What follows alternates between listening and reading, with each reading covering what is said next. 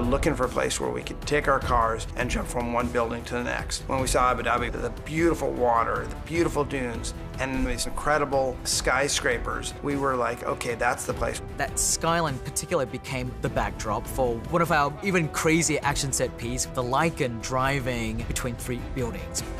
To be able to do it there was amazing.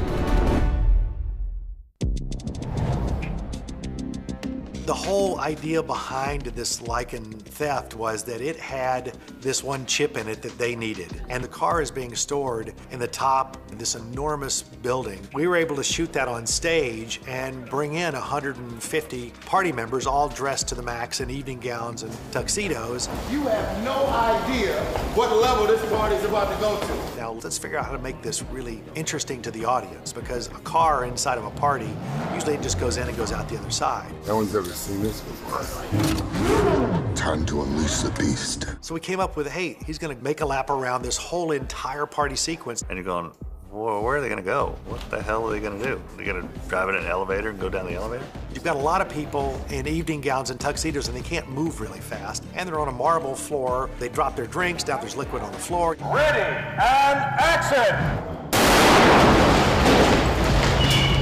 Then I got word from James Wan, who said, hey, I want Jason Statham to come in here and start firing a machine gun at the car. And I want Jason to jump over the top of the car. I want the car to hit him. So when they come flying in here, Dom pitches the car sideways and hits Jason Statham's character, and he goes over the top of the car and to the ground, and then gets back up and starts shooting.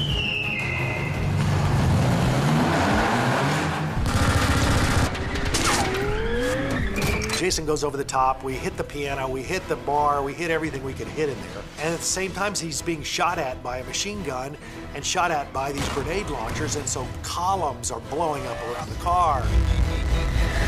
So now we've got all these different avenues that really spice it up.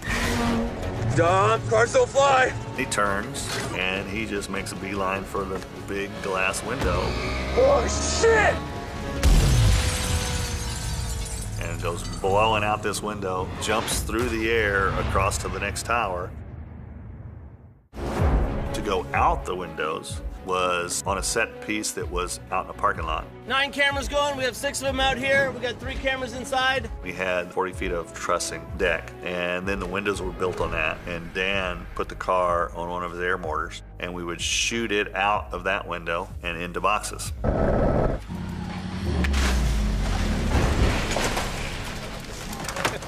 Survive! We would get the exit from one side and then get the entrance on another side. And we did it multiple times for different buildings that we're supposed to go into. We built a set to land in at the Atlanta Convention Center. Right there for the hit. That second building, James wanted fairly empty, like it wasn't finished yet. Open walls with the aluminum 4x4 beams in it, just a lot of wires hanging down. Effects is squib these windows. They'll be going hot. They're gonna blow the windows. These are breakaway aluminum frames. As the car comes through, all that's gonna break and go with the car. I built ramps that were 3 feet tall, 120 feet long, and I had Steve Kelso drive it as fast as he could drive it and drop off. He had about 5 or 6 feet between there and the window. So we could get him dropping as if he's dropping in, hitting, and then just slamming through everything that was in that second building.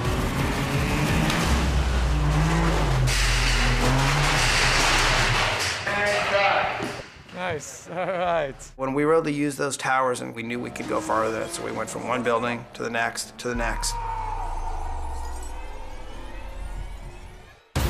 And then we did another landing with a redressed interior, which now was art gallery. I say car, you guys snap around, and you will see the car jumping through, and then run right toward us. I've got real stunt people in there, all dressed up, you know, very nicely, like they're art gallery exhibitors and they're patrons, and they've got to move pretty fast. Well, they can't see the car. It's on a countdown, and so I say, we're gonna say 3, 2, 1.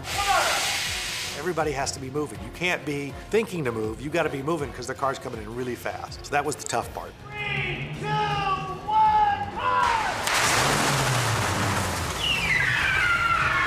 It lands, it goes out of control, and now Dan built a rig that spins as it goes across the floor. Dan Sudik created this car that was on a complete rotating spindle, but would travel down the length of the set. So I could put my stunt doubles in there and film this car rotating.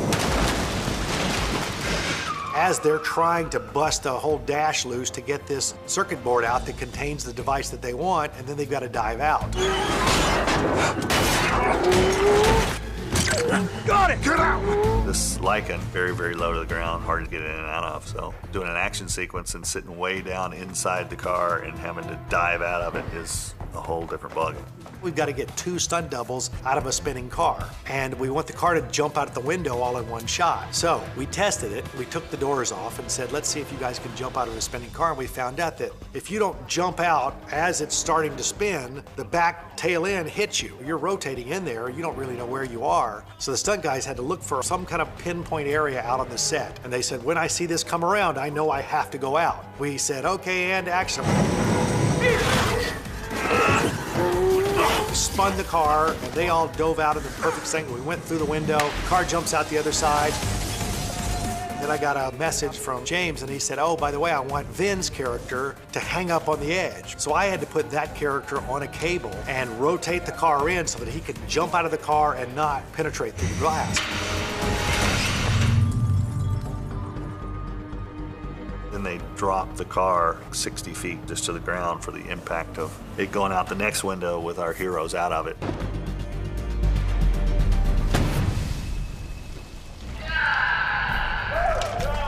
It actually came out pretty cool. A lot bigger than what it started to be. And that's the great part about Fast, is that you don't ever say no. You're always trying to give the audience more than what they saw than the last one.